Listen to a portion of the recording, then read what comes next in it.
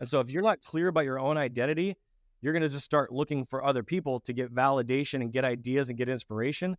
Everything that you need to build the most amazing brand ever is already inside of you. You have to go in. It's not about going out. And that works in your personal life and your professional life. Welcome to the Head Smack Podcast, where we have candid conversations with misfits and mavericks, those not afraid to stand up and stand out, the dreamers and the doers, the ones who've stumbled, fumbled, and then soared. Here we delve into the inspiring journeys and pivotal aha moments that have shaped their worlds. And maybe through sharing their adventures, you'll get hit with a head smack that'll change your destiny. Hey, welcome to the Head Smack Podcast. My name is Paul Pavolny, and I'm excited to have a fellow brand guy on the podcast today, Adrian Boysel. So glad to have you, man. Thank you, brother. I appreciate being here.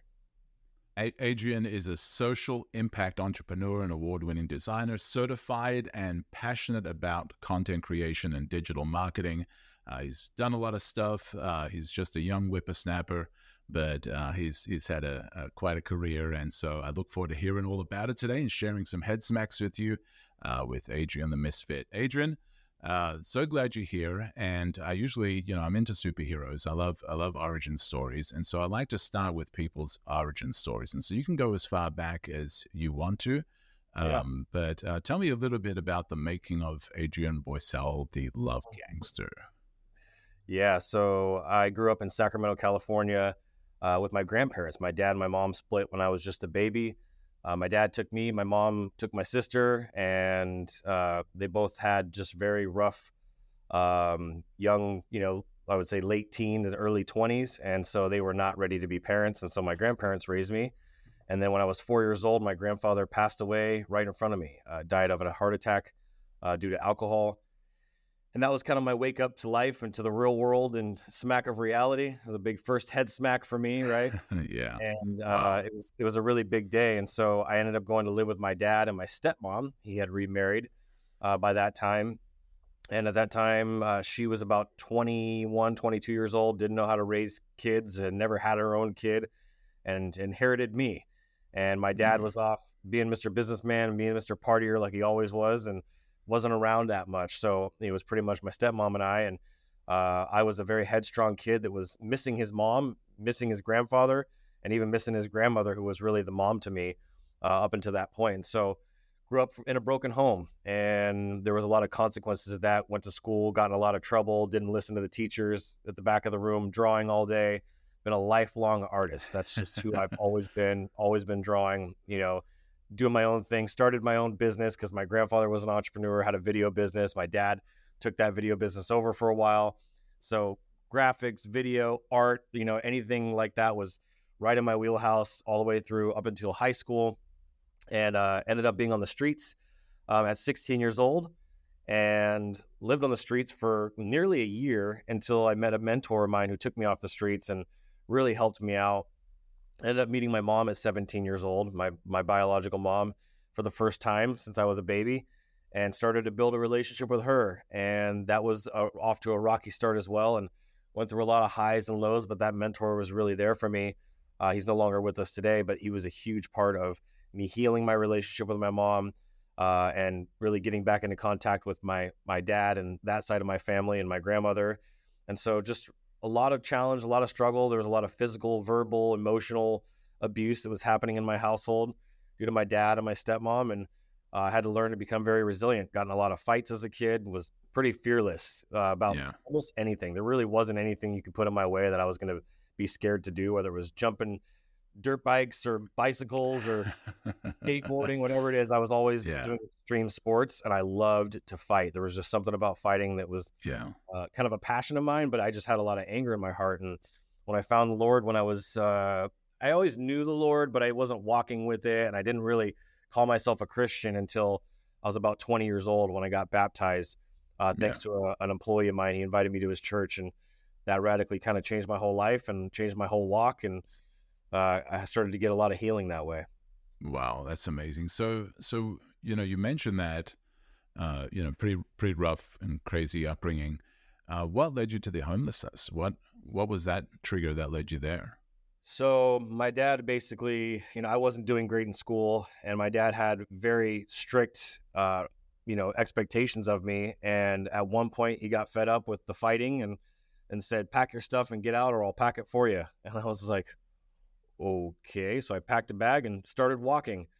And Wow. I had just found, part of the catalyst of that was I had just found my mom around that time, and kind of located my mom and my sister, and he was not happy about that. So I ended up calling them and kind of letting them know what was going down, and getting to start to build a relationship with them. But yeah, it was just the father that wanted no sense of responsibility and discipline in his life. Yeah. Wow. And Mm-hmm. so you got out of that. You mentioned the mentor. What were some of the things that the mentor started instilling into you, and where did that relationship come about? He had a lot of really great sayings. Don't pull the mask off the old Lone Ranger, and don't cuss a cat for being a cat. And I've used that throughout my whole life. When people act a certain way or disappoint me or act out of integrity, I'm not surprised, right? Don't cuss a Yeah. cat for being a cat. So a lot of principles like that, but he taught me how to draw on a level that I had never drawn before, like chiaroscuro, like black and white type of charcoal drawing. He taught me Yeah. about just building relationships with people. He was an avid reader. He had read thousands, literally had read thousands and thousands of books. I mean, his house probably had 500 books, but Yeah. thousands of books. He read, 2 or 3 books a week. And that's all he did. He was retired. And so he didn't work a job. And so he just read all day. Gifted musician. So I just learned about life, about struggles, about his pain, and just some of his viewpoints on life. And he grew up in the psychedelic era, right? David Yeah. Bowie and Yeah. Yeah. Yeah. the Deadheads and all that. He grew up in the 70s and 80s. He was born in 55. And so he grew up in the 70s and experienced acid and all those things. And I was super straight laced my entire Yeah. childhood, my entire teenage years, and even into my late teens and early 20s. I mean, it wasn't until I was like 21, I think, where I ever tried pot for the first time. Really? Even from being homeless, even during the homelessness, you never went into that. Wow. Well, so I was always told that my mom wanted nothing to do with me, and that was a huge shot to the heart. And I was also told that she was a total drug addict, and that was why she wanted nothing to do with any of her kids, because she has 5 other kids on top of me. And so I thought, okay, well, drugs are bad. And I watched my grandfather die in front of me because of alcohol. So I was like, well, alcohol's bad, so I'm going to avoid both of those like the plague. Wow. Yeah. Yeah. And so this mentor, maybe you shared it, and I missed it. How did you meet? How did you meet him? He was actually my best friend from high school's uncle. And I crashed on my best friend's couch one night and was woken up in the middle of the night by his buddy Dan, who poured a bunch of mustard on my mouth while I was sleeping. And I was at a low of lows, of course, Oh right? wow. First night alone. And had it out with him in the living room. And they told me, you can't stay here. And so his uncle showed up the next day, and I met him, and we immediately hit it off. And he's like, you need somewhere to stay? And I was like, yeah. He's like, I need somebody to house sit for me while I go to my friend and take care of him. He's got diabetes. And I was like, cool, no problem. And we just, the art and history, I'm a huge history buff. And he was, I mean, Yeah. I could ask him anything about Sacramento or history, and he would just run for hours on facts and stories. And he was just an amazing storyteller. Yeah. Yeah. And so he also was a creative, and of course, you were a lifelong doodler and artist and whatever.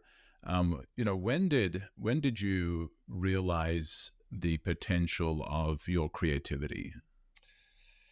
Well, what's funny about that is my stepmom told me when I was about 8 or 9 years old, and I don't want to say the wrong thing in terms of like, she wasn't a horrible person. She didn't have the tools or the resources or the support from my dad to really be the parent that she could have been to me. So she did the best with what she could. But there were some really sweet, tender, loving, caring moments from her that I got to experience in my life. And one of the things that she said to me was, Adrian, I don't know what you're going to do someday when you grow up, but I know it's going to have something to do with computers and art. Because I was just obsessed with Yeah. drawing. Every Easter was my favorite holiday because I got boxes of crayons and colored pencils in my Easter basket every year. So that was the holiday of all holidays for me. So she knew I was an artist, and she saw this rise of computers, and she told me that then. So she had planted a seed in my subconscious all the way back then. And so when I was in high school, I was doing video production, started with beginner, intermediate, and then advanced video production, won an award out of all the kids in the whole school for the whole area. Ended up getting to go to this news station, got to go to these, what they call the Sacramento Public Relations Awards, and meet all these news anchors and celebrities and things like that. And my passion for video was going to follow my grandfather's footsteps. My dream was military and then doing video production. Those are the two things I wanted to do. And I Yeah. knew my art would somehow kind of figure into that, but that was just a hobby and that was just something I did for fun.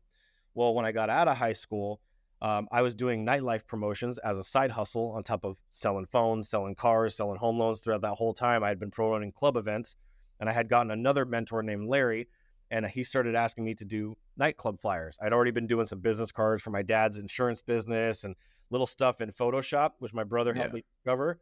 But I started really developing a knack for Photoshop and just doing design in general. And I kind of became obsessed with it. So I had this video skill. Now I have this other skill that I've stacked of graphic design plus my artistic abilities. And I was just really kind of creating something special. And after about 2 years of hanging out with my boy Larry, my mentor every day, he was like, dude, you need to shut this nightlife thing down and just go all in on your graphic design. And I was like, Wow. dude, that's a great idea. He's like, you can make so much money doing that and printing. There's no reason why you need to be doing this nightlife stuff anymore. It's not for you. And I was like, cool. And so I took his advice. I followed it. I implemented it immediately, handed off the nightlife business to my friend Natalie, who still kind of runs it almost to a degree today, and just went all in on my graphic design business. And yeah, the rest is pretty much history on that. Yeah, yeah. And so how did the graphic design business go? Like, were you serving a certain clientele? You mentioned you did the business cards and stuff like that. Yeah. Was there a market that you were serving best with that? Yeah. So this is a great part of my story. So I actually had some twists and turns there. I was on a great track. Things were going well. About 6 months earlier, before I actually started that business, while I was doing my side hustle just to try to survive, I got into a car accident and I had let my insurance lapse because I couldn't afford it.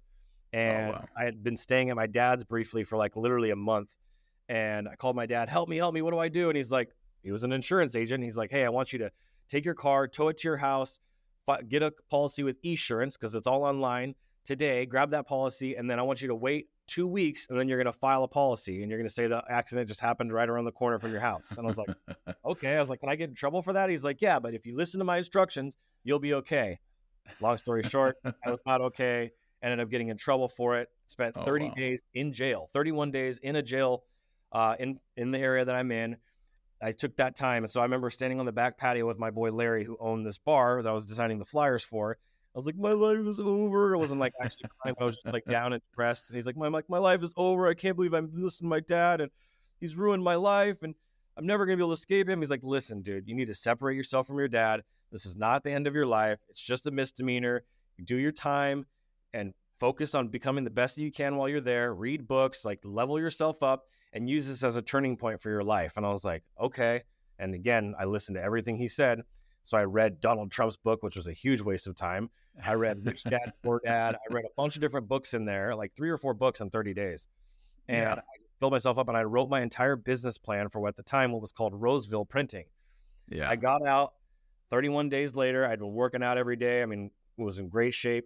And I started Roseville Printing from a tiny little, I'm not exaggerating, 100, maybe 100 square feet with no window in a little office suite where I had a futon couch. And I slept on that futon couch for 3 months and worked my freaking Wow. tail off till 2 or 3 in the morning, going to the club, handing out business cards that were red that had 3 promotional offers on the business cards. Everybody at the club, handing them out to people, just like trying to network and build as many relationships as I can, Larry's referrals. And within 6 months, I opened up a retail store in the town that I grew Wow. up in that had over 50,000 cars going by. And so I Wow. brought in my friend from high school who was just a young kid who had just graduated, and I made him a sign shaker. And then I got a girl and Daisy Dukes in a wife beater with blonde hair. She was out there shaking the sign, and I was making like $500 to $1,000 a day at 19 Wow. years old, you know? Wow. So my tactic and strategy was I'm going to be the same day graphic design, web design, sign guy where people can come in, sit down, I'll design their stuff right there in front of them and show them Oh, how it all wow. goes together, design their logos, their brands, their flyers, their signage, all of it, and they'll walk away with it in hand. And so I did Wow. that. And in 2.5 years, I had over 3,000 clients. I ended up making some stupid business moves and moved that location to downtown Sacramento, thinking, well, now I got 3,000 square feet, but lost 70% of my business clientele that I had in the town that I grew up in. I thought they were going to Oh, follow wow. me. Like, Yeah. Yeah. they're going to come with me, right? I could have just opened up 2 locations and had blown up even more. So I ended up Right. selling that business because of all the pressures and stresses and the ups and downs and roller coasters. And I sold that business to an old boss of mine with the intention of still being the CEO of that company. And come to find out, he just wanted to take my business model, take my strategies, take all my processes, and wrap them into his current direct mail business and steal my IP basically for Oh man. buy it for as little as he possibly could, and just push me out by being Yeah. extremely abusive. And I just had no tolerance for that. And so I resigned from my own company after 40 days after selling it. I resigned and Wow. was, okay, well, now what? And then that's when the whole marketing journey started with Google ads, and I already knew SEO, and I was like, I'm going to do the marketing thing now. I see Yeah. online marketing and digital marketing. This is 2011, right? Before the big boom. I'm like, I Yeah. see digital marketing being the future, and Google ads is like fishing with dynamite. I mean, this is going to be such a no-brainer. Well, it sounded like you got pretty fired up and pretty motivated after your stint in jail, and you had time to work out, to read books. Was there anything in particular out of the books that you remember that stood out, that set that fire underneath you? Yeah, I think the rich dad and the poor dad in the story of Rich Dad Poor Dad with Robert Kiyosaki was a huge lesson for me. And I Yeah. was looking at the people in my life and who I had in proximity with me. And I think that was probably the biggest lesson is I had this poor dad who struggled, who was unreliable, who was inconsistent, who partied, who drank, who chased women, who gawked at women, who just objectified women. And then I had these men in my life. Thank God, literally the Lord put these people in my life, like my Uncle Jim and my Uncle Bob, who were strong male influences, right? They were, Yeah. turn your hat on forward, boy. Don't put your hat on. You look like a little punk like your dad, right? Making comments like that. Dirt bikes, camping, fishing, shooting. These were real men. And then I had Larry as well, who was, prison guard, gang task force, just incredibly successful entrepreneur, larger than life character. I mean, 6'4", 280, 300-pound dude, and just shredded, tattooed from, pretty much neck all the way down.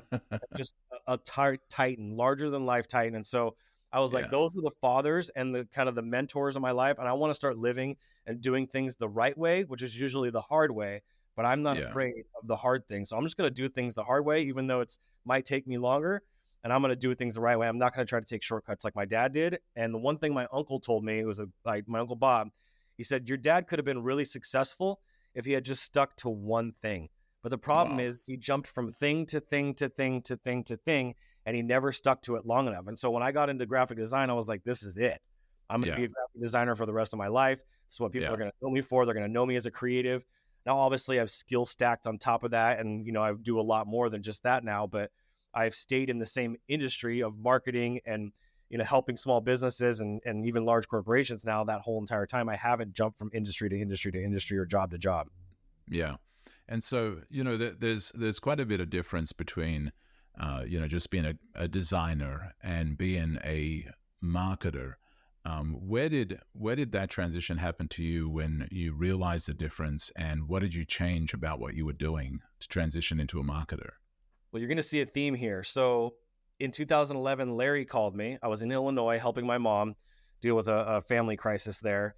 And I had been out there for about 8 months. And he calls me up. He's like, hey, what are you doing? And I'm like, just got done doing a Google training, learned how to do Google ads. I know how to do SEO and all this stuff now. And I've really learned a lot. I already know signage, like got so many skills that just going to start helping people to continue to do graphic design and marketing stuff. And I'm going to focus more on the digital marketing side of things. And he's like, oh, you should come back out here. I'm working for a home improvement company. We're doing about 800 grand a year. I'm running their sales division. I think you could come run their marketing division. Why don't you come out here and help me? And I'm like, sweet. So I bought a freaking RV, drove out to California, back home, and immediately started with a company called Central. And I became their marketing guy in about 30, 45 days, took over all their marketing, yellow page ads. Literally the pitch books, presentation books, sales books, website, vehicle graphics, storefront graphics, yard signs, direct mail. All their online ads, Yelp ads, Google ads, SEO. I was doing Wow. everything Wow. for them. And they happened to be, successful enough to where they were able to hire some really high level players. And I got another mentor. Nice. And that mentor's name was Dighton Bradford. I don't know why he went by D Bradford, because his name Dighton I always thought was the coolest name. And so he went by D Bradford, and I bring him in a brochure that I designed, and we had grown close over like the first 30, 45 days. And I show him this brochure I designed. I was like, check this out, Dighton. And he's like, wow, this is really beautifully designed. He goes, can I ask you a question? I'm like, yeah. He goes, what's the point? Oh, wow. I was like, well, what? What do you mean, what's the point? He's like, what's the point of this brochure? what's the objective? And I was like, to buy a mattress? I think that's pretty self-explanatory. And he's like, no, tell me in here, where in this brochure it says to buy a mattress. And I was like, and my jaw kind of like hit the floor in that moment. I'm like, he's like, let me tell you something. You have a knack for marketing and some of the content in here is really great. He's like, but there's no strategy behind this. There's no scientific process. There's no proven framework that you have here. He goes, this is what you're missing. And I was like, what? And I was like, will you teach me? And he's like, yes. So for literally 2 years, I sat side by side with him in his office. And I literally asked him probably a billion questions, more questions I could ever even keep track of. How does this work? And how does that work? And what's logos, pathos, and ethos? And what's the logical, ethical, and emotional? And what's the science of marketing? And how does the analytics work? And so I just pulled, and he'd been doing marketing already for 38 years at that point. And he's long since been retired because that was 2011, 2012. And so, he was like, you just need this proven process. So many people out there are just doing marketing like fly by the seat of their pants, or just trying to come up with good ideas and throwing stuff at the wall and hoping that it sticks. That's not a strategy. You need to have a proven marketing plan. What is your marketing plan? And so that's when I started to learn the marketing planning process, and I started getting my hands on marketing books. There were marketing planning books, Ultimate Sales Machine, things like that. And I just really started to sharpen my axe around marketing planning. And then after about, around that 2.5-year mark, he ended up leaving, and so did I within a couple months. And that company at that point was already doing about $22 million a year between the marketing that I was doing and the sales that Larry was doing. And we just blew that company up. And I left to go start my agency. And so in end of 2014, I went and got a little office with my little brother. And, towards the end of 14, beginning of 15, opened up this office and started doing rank and rent websites for artificial turf, HVAC, cell phone repair, limousines, all that, and started building these rank and rent websites, and was making a lot of freaking money. I mean, I was doing like $25,000, $30,000 a month from recurring revenue. And I was like, this is huge. And then in 30 days, I lost $20,000 a month in revenue as some of these people went out of business, overextended their things. And so next thing you know, I'm like struggling and trying to figure out how to pay the bills. I'm like, I got to ditch this rank and rent thing and just go start doing client work. Thanks to one of my friends who was in ministry, Corey. He's like, dude, the rank and rent stuff is cool as like a side thing, but you need to go out and help clients. And I'm like, okay, cool. So I started bringing on more clients, and there's the roller coaster of that journey too. And I think something that you shared earlier that I want to circle back to is, you were creating design for design's sake to be beautiful, right? And you were just being an artist at that point. You weren't a designer. It was, and I think that happens for a lot. It happened to me as a young designer. Is I would create stuff that was cool, like really cool. It was Photoshop, it had textures, it had bevels, it had drop shadows, it had all the cool stuff, and like it impressed other people that like cool stuff, but totally missed the point. And I think that's the difference between an amateur and a pro, and that's a difference from a cheap designer that will give you endless revisions and, will give it to you for super cheap, and, they'll turn it around really fast, is they're not applying any kind of strategy to the thinking behind the design. They'll just create something that'll wow you for its coolness and how good it looks, but not be effective. It will miss the point. Just like that mentor of yours, said, yeah, what's the point? Like, this is cool looking. What's the point? And, I think young designers mess up on that. But I think even agencies sometimes mess up on that.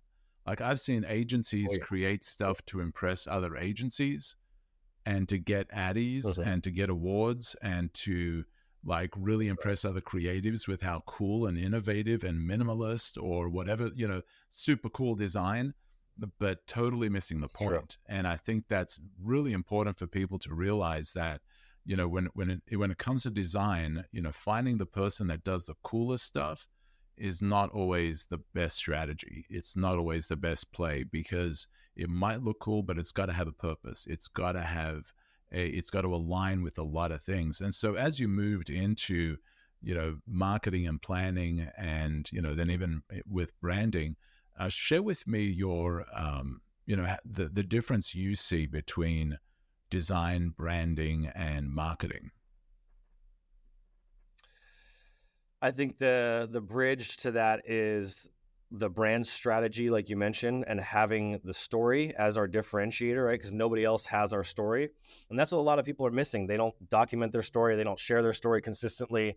And that was kind of where the rubber met the road for me. Is like I read Donald Miller's story brand book, I read Ultimate Sales Machine, and I saw the merger between the two, and I saw an opportunity to kind of create that bridge. And it's really your purpose, right? When you build a brand around your purpose, what your archetype is, what's your story, what's your why, who's your niche, who do you want to help most, what are their needs, who do you not want to help, who are the people that you're like, dude, stay away from me. This is what most businesses miss out on, is just that one element in itself, is like, who do I not want to help? I don't want to help the person that's like, I'm just looking for somebody cheap that's going to abuse me, that's going to look for the best deal, and they're going to go on to the next person. I want to repel those kinds of people, right? So incorporating that. So that's why I created the purpose-driven branding blueprint. And then that tailors and moves right into the purpose-driven marketing plan. And the marketing plan is built off of Alan Dibb's book, the one-page marketing plan, but I've kind of expanded upon it. And so now the two really complement each other, where it goes into your prospecting phase, your lead phase, and then your customer phase, and how you deliver that experience through all those phases. And so incorporating design into that makes it a lot easier when you know, okay, hey, I'm the rebel archetype, right? I know I'm going to have darker colors. I also have the creator personality as a designer. So I'm going to do something that's more artistic, maybe a little more edgy, a little more creative than the average person. I'm probably going to use some neat AI images or something like that. And so being able to incorporate those elements through sight, sound, touch, smell, and taste, right? All of those five senses is something that I've gotten really good at just from doing it. I mean, I've done it over 5,000 times now. So I think hopefully that answers the question of kind of merging the design world of content strategy, right? Getting my certification through digitalmarketer.com. And, you know, it's Mark DeGrasse's amazing certification program that he does at Digital Marketer. I'm actually learning the content strategy process on top of my existing marketing strategy process. It's like, oh, when I first saw the content strategy course, I was like, oh, I don't need that. I've been doing content marketing and YouTube videos and social media marketing, and I know all this stuff. And then all of a sudden I watch his training and I'm like, dude, I know nothing. That's the danger that we fall into as entrepreneurs, especially when we get into these, 15, 20 years in. You think you know it all. You think you figured it all out. Dude, when I watched that certification, I was like, I don't know crap. Like I thought I knew a lot, but this guy just dropped some serious knowledge bombs on me and gave me a framework for content strategy. Then I was able to really enhance even what I was doing even more on the What was the biggest revelation in that? I think understanding the content series, the content pillars, and then the supporting pieces, and how he lays it out in that framework, and how, like, if you look at Russell Brunson's book, right, you got health, wealth, and relationships, right? Those are the three categories of all businesses. And so graphic designers miss this. We're in the wealth building business. That is our job. We're here to make clients money. We're not just artists that's here to make something beautiful for them that they can go show off to their friends. We're here to make something make money, bring an ROI, return on investment. And that was kind of the big shift that I had, was like, okay, this is a money making thing. And then within wealth building, right, it's who am I helping? So for me, it's social impact. So my category is helping social impact entrepreneurs and business owners, right? So there's my content series. Now within that, I can have all kinds of categories. I can have my pillars: nonprofits, for-profits, the different types of, the helping at-risk youth versus helping domestic violence versus helping homeless, right? Or diabetes, right? Whatever the cause is, I can have all these pillars, and then there's supporting pieces that tie up, and they all connect back to social impact marketing, which is why the Love Gangster was born. Yeah. And so, when you mentioned both the strategy and the archetypes and all of that, and that alone is a podcast. That's a course. I mean, that you can go really deep with that, and finding somebody that understands that is super valuable. And so when it comes to brand strategy, what's the difference between that and having a marketing plan? The brand strategy is the first layer of your foundation that gives you the ability to create a message that is consistent, cohesive, and not just visually, but, auditorily and in all the different ways, right? Like real estate agents bake cookies in houses, right? That's part of building a brand. So that kind of builds the brand strategy, gives you your foundation of like who I am, what I do, what I care about, what's my story, what's my differentiator. And then you take that and you use that as like, hey, this is the message that I'm going out here and saying that's in alignment with my story. And being able to take the two and have those two pieces kind of stack as the foundation for your marketing. If I'm going to go out there and like what happened to me, and I watched this happen probably 3,000 times, is I was like, okay, let me look at my competitors in town and see what they're doing. And you imitate and copy and clone, as Russell likes to say, all your competitors. And you find a piece that you like from this guy, and you find a piece that you like from that guy. And you try to put your personality on top of that in there. And that's what my approach used to be. Now I've kind of forgotten everybody else's. I don't really care about my competitors. I don't really spend any time looking at their stuff because it really doesn't matter. And I am firm in my foundation of, I know what my story is. Nobody's got a story that you guys heard like mine. It doesn't exist. It's happened once in all eternity. It'll never happen again. So that is a really unique differentiator that I can tell over and over and over again. Nobody has the niche that I'm going after in terms of the way that I'm helping speakers, authors, but not just speakers, authors, and coaches and business owners and entrepreneurs, but social impact type of people, right? And so that gives me the unique approach. And then being able to communicate that with the messaging strategy of the Rebel as in a creator, like, hey, we are creating content, we're creating brands, we're creating websites, we're creating marketing campaigns and ad campaigns. Like, we are a creator agency. And so that's really helped me kind of create those two foundational layers. And I've done that with every single client now that I work with. And there's been very few, it's more of an exception. I really won't work with anybody anymore if they don't have those two layers below them built, and that they're solid, and that they're like, they know them inside out and backwards, because it's just going to make it too difficult. They're going to go out there and put out inconsistent messages. And like, if you're a premium brand and you're out there offering discounts, I see every freaking premium brand doing, or not every, but I see a lot of premium brands doing this on Black Friday, where all of a sudden they're like this high-end premium brand, and the next thing you know, they're like half off of this for Black Friday, or 70% off of this course for Black Friday. I'm like, you just ruined all of your credibility and your brand consistency by doing so that. For the small business owner, I love what you said about you don't care about your competition. Does that work for everybody? I'd say so. Yeah, because you can't, I mean, you can look to your competition for inspiration, but you have everything you have. And so that's 80% of business problems are personal problems, right? That's the truth of business. And it's probably more like 90% of business problems are personal problems. But if you look at most businesses and most people that are running those businesses, they're not clear about their own identity. They're not clear about their purpose. I can't tell you how many people that I've worked with, like, hey, so what's your purpose? They're like, I don't know. And I'm like, my purpose is helping at-risk youth and restoring broken families. I'm very clear about that. And so if you're not clear about your own identity, you're going to just start looking for other people to get validation and get ideas and get inspiration.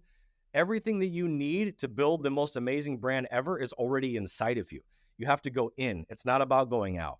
And that works in your personal life and your professional life. And so for the landscaper, or for the hairdresser, or for the roofer, or whatever, I think that's applicable for them.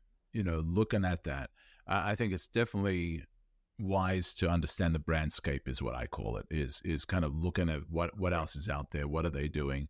And I think part of that is, for one thing, to make sure you're differentiated from them, to zig where they zag. What are they doing where they're messing up, or they're not serving their customers well, where you can do better. So I think there's super high value in understanding your competition, but not saying that you're going to replicate what they're doing, because the things you've shared, the story's different, the background's different, their purpose is different, their passions are different, their motivations, their core values, all of that is different. And so you can't just take that template and put it over your own business and expect to have the same level of success. You'll find yourself like I'm doing every single thing that they're doing, and yet I'm failing. Well, it's because you are not them, and you are created to follow your own path and your own journey. And that's where finding somebody that is not just a designer, that is not just going to make it pretty, use cool fonts, make it like Apple, make it like, but it's somebody that's going to actually dive into the brand strategy and get a lot deeper with it and understand what that is. And so, once they've got that identity together, and once they understand who they are and who they serve and what they solve and all of that, what are some of the important things when it comes to, not guessing with their marketing strategy? What are some of the steps that you see yourself taking with clients, that you see that businesses need to take to not be guessing at what they're doing, to actually have some sort of a plan? Yeah, I mean, when it comes to marketing, I ask every client now that I meet, and every person pretty much that I meet in any kind of business sense, I say, hey, what do you have a marketing plan? And they're like, no. And it's crazy. 99 out of 100 companies, probably 998 out of 1,000 companies and business owners I talk to don't have a marketing plan. Like, you have a business plan, and it's like, that's like a 50-50, right? And I'm like, wow, I can't believe there's so many. No wonder the rate of failure is so high, because you don't have a plan, you're planning to fail, right? And so I ask them, do they have a plan? And if they don't, that is a really key area to start. So some of the things that I walk them through is like, where are your ideal dream clients congregating? And some of them don't even know who their dream clients are. So I got to go back to the branding aspect and clear that out first. But on the marketing side, once you know who they are, then you can go out and actually say, okay, this is where they're congregating, right? They're hanging out on Facebook, or they're on TikTok, or they're on Reddit, or they're on Google search, or they're on YouTube, right? Understanding the places where they're congregating so that you can drive traffic to your assets from there. And then once you drive them to that asset, what's the offer, right? And I was listening to something yesterday.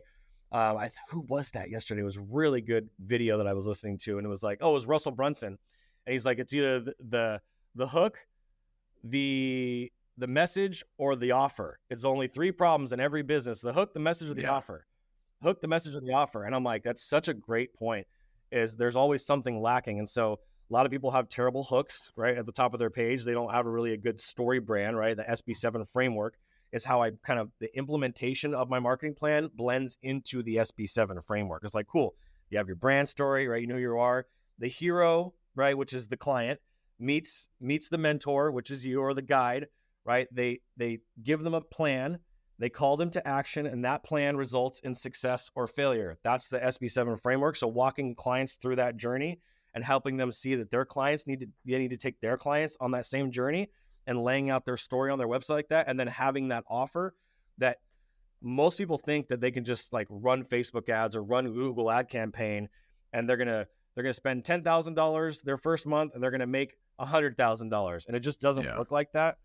Especially nowadays with the competition and the prices of ads, it takes a long time to acquire those customers, and the people that are going to win are the ones that are willing to spend the most to acquire customers. So if you have a client that's worth $1,500 to you, and it costs you $1,500 to acquire that person up front, that might be what you have to do, right? You may even have to spend $2,000, but you're going to need to create something in your services where you can actually add the value stack right in there, where you can take that from $1,500 to $3,000 or $4,500 or $5,000.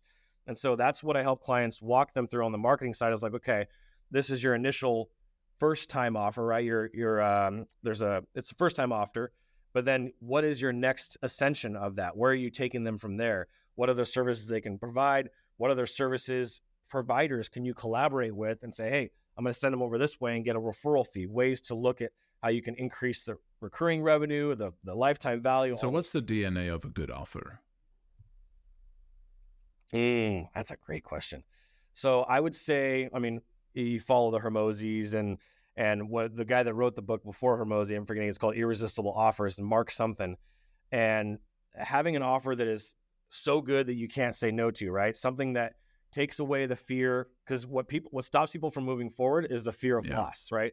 The fear of losing money, losing time, having some sort of drama or bad relationship, getting burnt, right, by somebody. And I did a video on this like 6 years ago on my YouTube channel. It's super embarrassing. People can go look it up. But there are three things that stop people.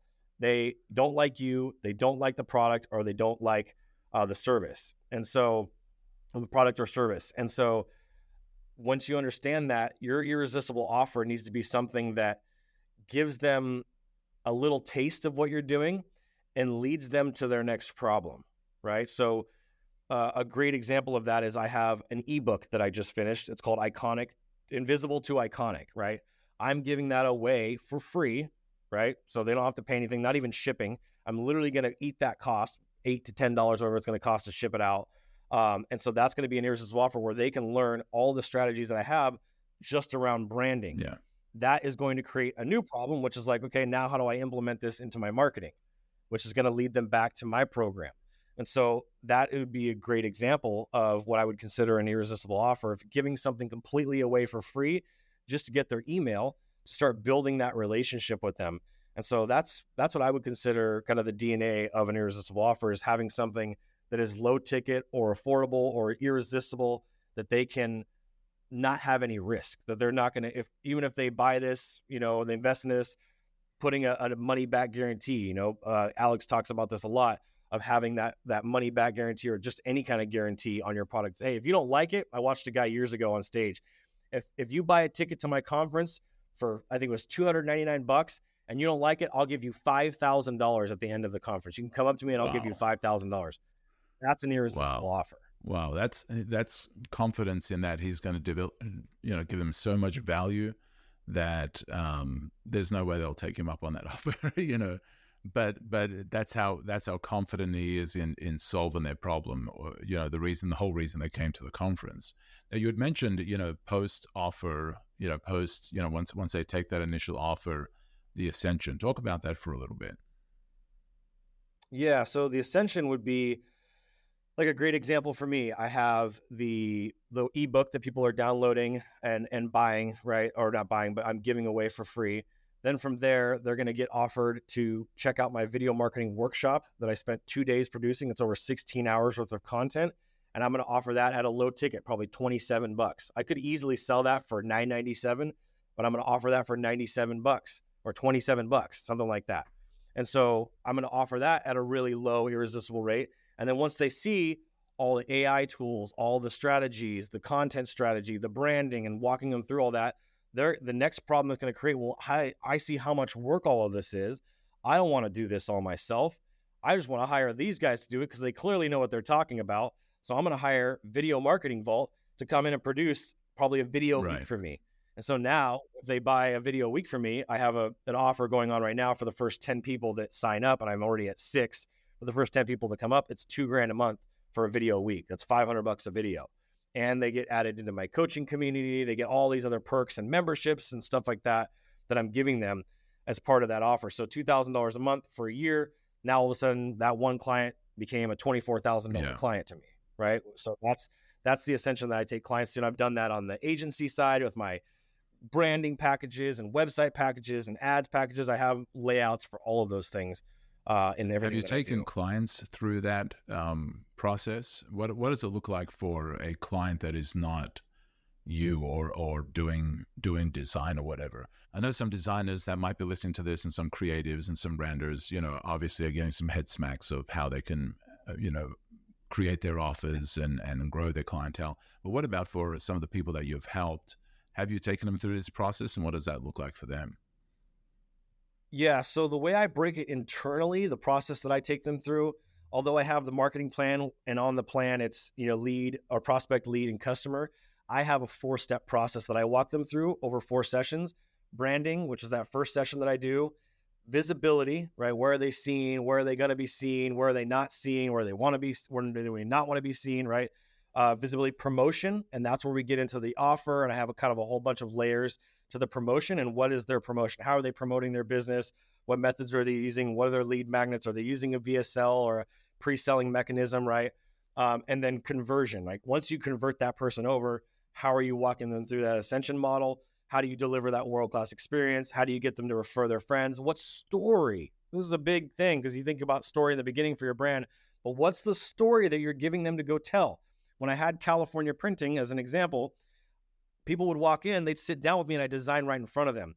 They'd have people that would call them on the phone. There were other business owners that would be like, hey, what are you doing right now? Like, oh, dude, I'm at this place in Citrus Heights. This guy's literally designing my business cards and my flyers and my whole brand for me, like right now as I'm sitting there, like, dude, where are you?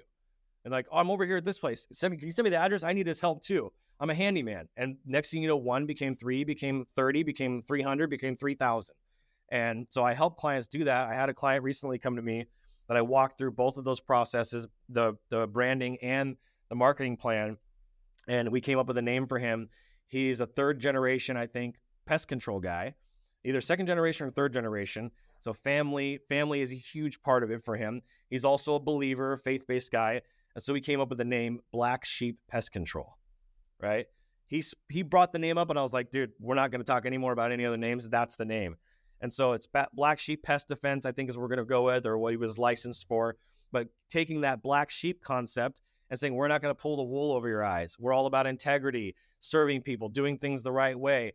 This is a story. We're a multi-generational family of pest control people, right? You may have known our other family members who are Antelope Hills Pest Control, and now we're starting off with our brand new company. And so being able to say that we're not brand new in the industry, but we have all this experience we're bringing into this new brand that we're going to operate in the way that we want to, and here's our story, right? And being able to walk them through is like, hey, we're going to come out and do an initial inspection, and we're going to educate you as part of this inspection. And most companies are like, cool, yeah, what do you want? Oh, I don't want toxic chemicals. Cool, we'll do that for you. But what they don't know is that those non-toxic chemicals are only going to last 3 days. So they just spent $180 for their pest control thing for something that's going to last 3 days. So he's the kind of person that's going to go in there and educate them and say, hey, I know everybody's telling you. They'll just be a yes person and tell you this is what you should do. But I'm going to tell you right now, the word pest control and the things that we do is we're killing things, right? That is the nature of our business. So non-toxic doesn't really work for pest control if you really want it to be effective. So that's just a quick example of what I'm doing for that guy, and just walking him through kind of setting that foundation with his clients.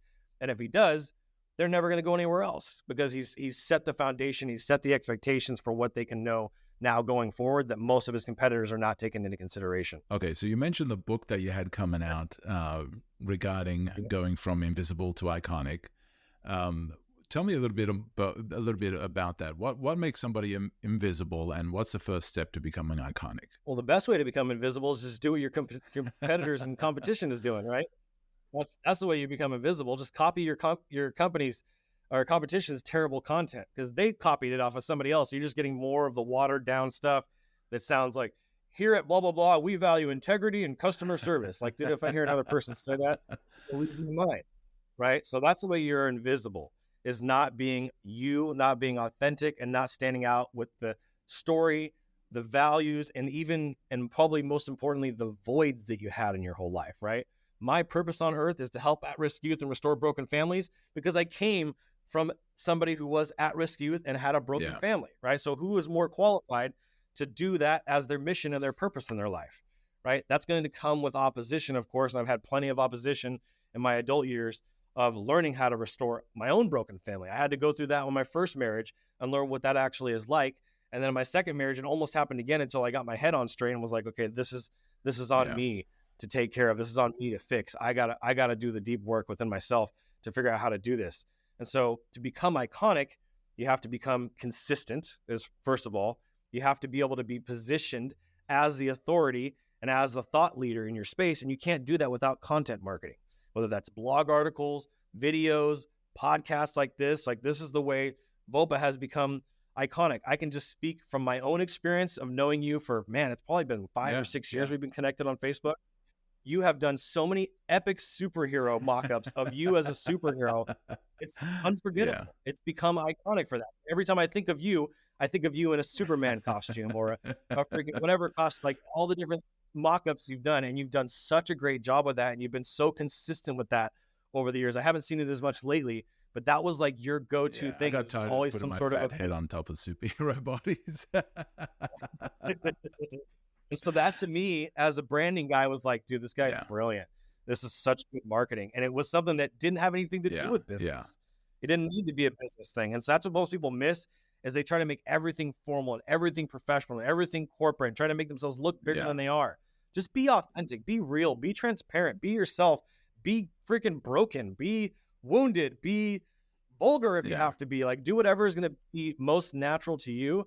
And that's what's going to help you stand out, but be consistent. So where do people deceive themselves into thinking that they're not invisible, but they actually are? Like, what are some self-deceptions and some mindsets that people kind of are in, and they don't realize how invisible they are? I think one of the things that people do most often that I hear, especially my clients, is they say, well, I don't really need any marketing. My best marketing is my word of mouth. I just get referrals. My business runs on referrals. I'm like, and what happens when those stop? What are you going to do now? Most people are not diversified enough. So they put all their eggs into one basket. Like, I'm just the Facebook guy. Okay. A great example of that is my beautiful, amazing, talented boss wife who has a business called Crunchy Cottage. I helped her come up with that name. She was going to call it Twin Cottages. I'm like, we're not doing that. We're calling it Crunchy Cottages. We're going after crunchy moms and the granola movement. And so we're calling it Crunchy Cottage. She built her entire business initially for the first 2 years during the pandemic, but on Facebook. Tens of thousands of people following her, millions of people reached on Facebook. And then one day, Facebook decided, and she wasn't doing email, she wasn't doing ads. Facebook decided that they were going to take her visibility and her reach, and they were going to drop it by 70%. Wow. And her months went from $30,000 months to $7,000 months. And she was like, oh, what am I going to do? What am I going to do? And I'm like, this is why we have to diversify. Yeah. And so now she's been building her email list. She's been doing those other things. She opened up a store, an actual co-op store where she's got her products in a store. And so she's been able to supplement with those things. She's diversified now, but putting all of your eggs in just Facebook, just Instagram, just TikTok, just LinkedIn, just email is a very bad recipe for disaster. And you'll notice here, I left out intentionally YouTube. Yeah.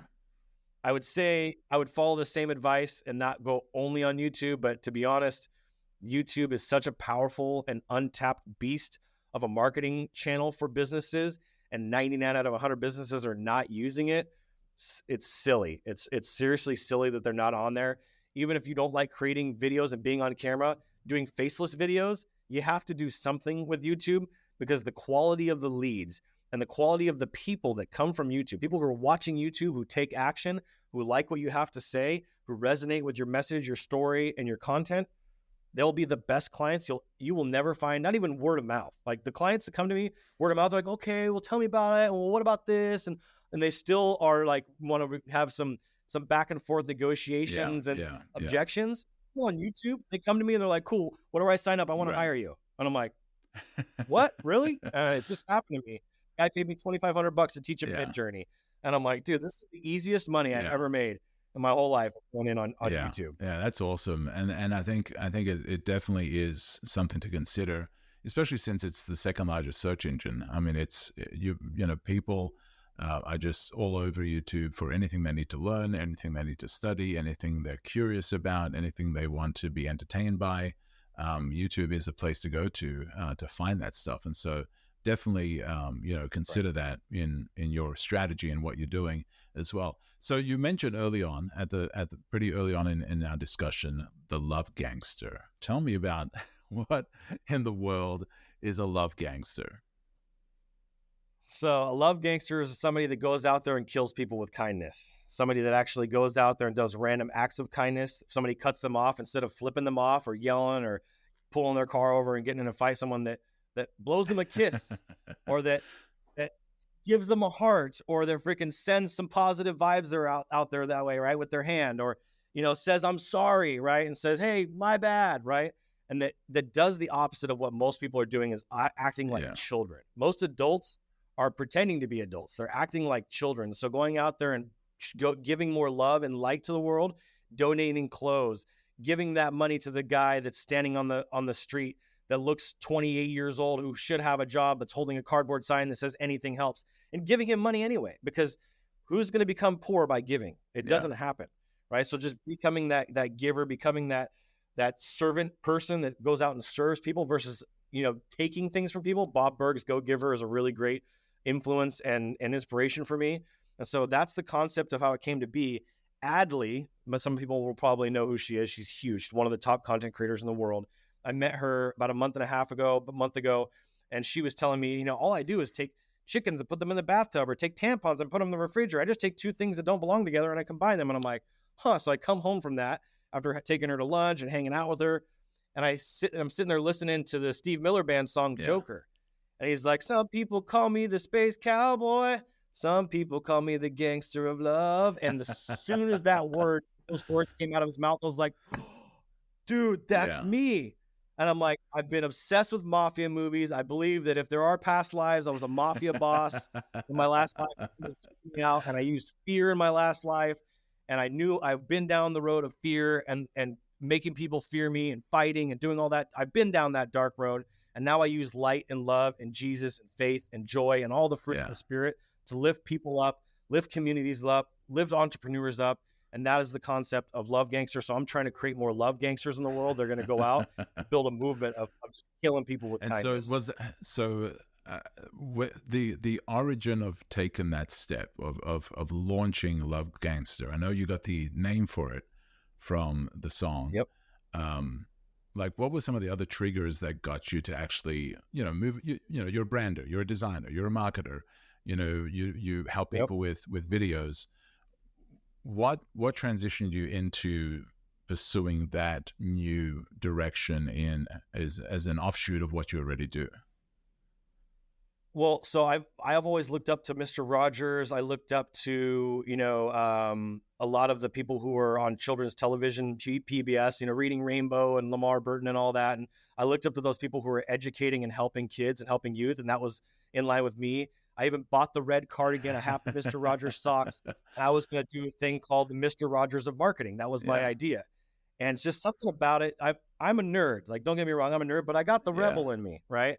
I'm tattooed. I'm a little more edgy. I skateboard and dirt bike and rock concerts and metal shows and all that stuff. And, I'm not the clean, polished, Christian guy that most people see as Mr. Rogers. So I needed to find something that was more me, that was more authentic. And then and it was all in God's timing. When that name came up, I was like, there's the mafia boss, the gangster, like, don't mess with my family kind of concept in my whole upbringing. There's kind of the bad side, right? The conspiracy theories, the gambling, the brass knuckles, like there's the dark side, but then there's the light side and the love side of me, which is what people remember me and know me as. Is like, you just have the biggest heart. That's what people say. Like, I don't know if I could ever love people the way that you love people.